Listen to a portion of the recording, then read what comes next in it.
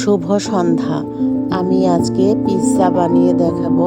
আমি এখানে চিজ পিৎজাটা বানাবো, তার জন্য আমি ময়দার ডো আগে থেকে রেডি করে রেখেছিলাম। এবার পিৎজা প্লেটে আমি ময়দার ডোটাকে ছড়িয়ে দিলাম আর একটা কাঁটা চামচের সাহায্যে ছিদ্র করে দিলাম, যাতে উপর থেকে ফুলে না ওঠে। এবার আমি টমেটো সস দিয়ে দিলাম আর দিয়ে গ্রেট করে নেওয়া মজারেলা চিজ। এবার আমি মুরগির বুকের পিসগুলোকে ফ্রাই করে রেখেছিলাম, সেগুলোকে আমি দিয়ে দিলাম। আবার উপর থেকে আমি অনেকগুলো চিজ দিয়ে দিলাম। এবার দিয়ে দিচ্ছি অরেগেনো।